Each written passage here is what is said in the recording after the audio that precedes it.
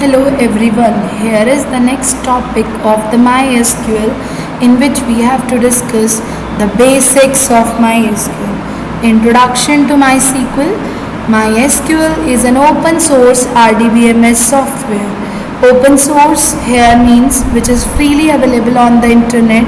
You can download, modify and redistribute it to the users. It is pronounced as MySQL. It was founded and developed in Sweden by Exmark Larsson and Widnius in 1980s. MySQL is case insensitive language, that is uppercase and lowercase letters are treated same. Difference between MySQL and SQL. SQL is a language whereas MySQL is a software. SQL is structured query language and MySQL is a RDBMS software which is used to store, retrieve, modify the database. SQL language is used to operate our database, whereas MySQL is one of the first open source software for storing the data in the database.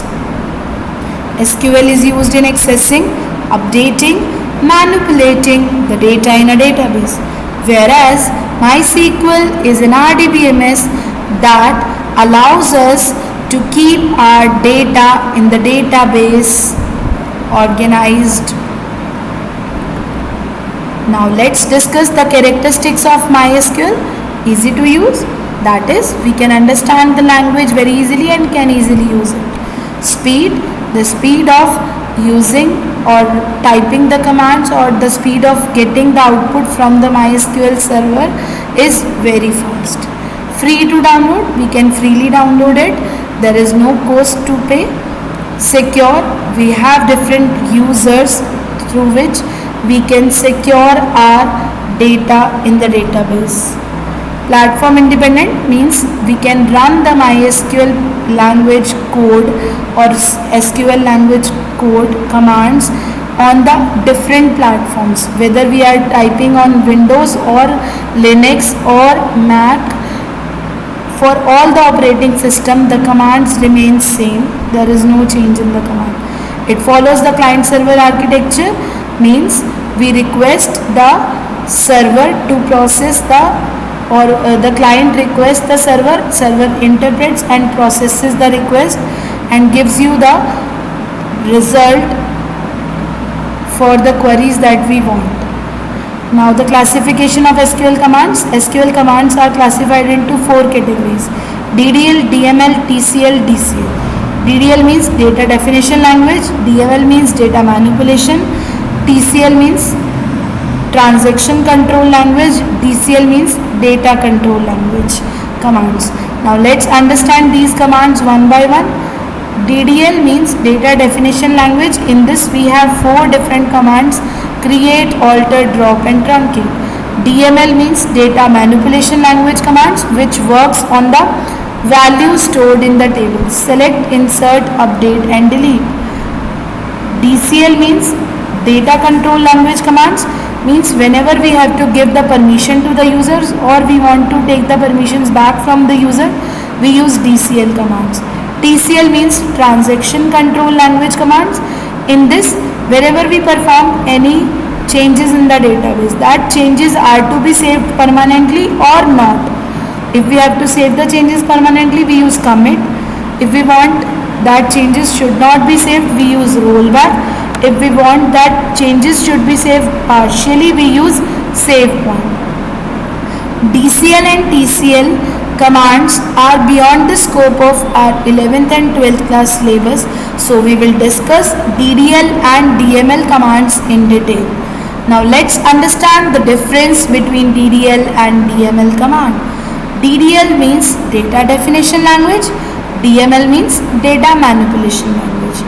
DDL commands always works on the structure or schema of the table or of the database, whereas DML commands works on the data values stored in the table or in the database. The commands that comes under DDL are create, alter, drop and truncate. And the commands that comes under DML are select, insert, delete, update. DDL commands works on the entire table at once, whereas in DML commands we have a condition where clause through which we can specify that we have to work on the entire table or on the sum records, and no where clause is used in the DDL command. Now let's understand the changes can be saved or not, or it can be rolled back or not. In DDL commands, whatever we write, whatever we perform through DDL commands, their changes cannot be rolled back, whereas in DML commands we can roll back the changes done. No further classification is there for DDL commands, whereas in DML we have further classification as procedural and non-procedural DMLs. In DDL we write, suppose drop command, drop table name, and in DMLs select star from any of the table name. So this is the difference between DDL and DML and is important according to exam point of view. Now let's understand the different data types available in MySQL. See, whenever we enter the data, that data is of mainly three types: numbers, text, date and time. So in the numbers we have three different types: integer, small int, decimal. And in the text we have two different data types, char and varchar. Date and time are used to store date and time type values. Now let's understand these data types one by one. Numeric data types: integers are used to store the numbers without decimal, positive numbers or negative integers. The range is from -2 GB to +2 GB. Small int is used for storing the whole numbers up to 5 digits only, and the range is -32,768 to +32,767. Decimal is a numeric data type which is used to store the numbers with decimal. Whenever we use decimal data type, we use in brackets x comma y, or you can say size comma precision. Size means total number of digits that are allowed. Precision means digits allowed after decimal. If we have written 8,2, in this 5 digits will be allowed before decimal, 2 digits will be allowed after decimal, and 1 digit will be used for storing the decimal or dot, we can see. Now the next data type is text data type, in which we have two data types, char and varchar. Both are able to store the alphanumeric values, that is the similarity between the two. Now let's understand the difference between char and varchar. Char is used to store fixed length string, whereas varchar is used to store variable length string. Char can store the data of maximum 255 characters, whereas varchar can store a data of maximum 65,535 characters. Whenever we store the data in char data type and we have stored the less number of characters than the maximum width specified, then it doesn't take that characters only, it adds the blank spaces to make it as fixed length. Whereas varchar will take only required number of storage characters for whatever the data we have entered in any column. Here in varchar no blanks are added. In the char data type, it takes memory space of 1 byte per character.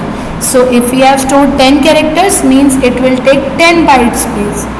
Varchar takes memory space of 1 byte per character, and 2 bytes extra are required to hold variable length information. Means whenever we are storing the value of 6 characters, it will take 6 plus 2, 8 byte space. If we are storing the data of 10 bytes, it will take 10 plus 2, 12 bytes. Char data type is used to store the fixed length fields, or fixed length fields are there, then we use the char data type. Like we have to store mobile number, we have to store Aadhaar number, PAN number, that are of fixed length for all the users. Varchar is used when the data entries are expected to be variable in size. Example, name, address, etc. Now let's discuss the date and time data type. Date data type means whenever we have to store the date type values, we use date data type. It always stores the date values in the default format, that is YYYYMMDD. And whenever we put the values for this data type, we always use single or double quotation marks. Now let's discuss the time data type. The default format for putting the date time type values is HHMMSS. The values for this are also to be enclosed in single or double quotation marks. Now let's understand the create table command. This command is used to create the structure of the table and is a DDL command. Let's see the screenshot. Whenever we have to create any table, we specify the name of table, like we have taken create table student. We put the parenthesis, write the column names, their data type, put the comma after every column, and we will not put the comma after the last column. Specify the columns, their data types. In the last, just close the parenthesis and put the semicolon. Here we have written the commands in separate lines, but we can write the command in the same line also. Now let's move to the, after executing this statement, you will get query OK, means the table has been created with the name student. Now after creating the table, we have to insert the records in it. So for that we use insert table command. This command is used to insert values in the already existing table and is a DML command.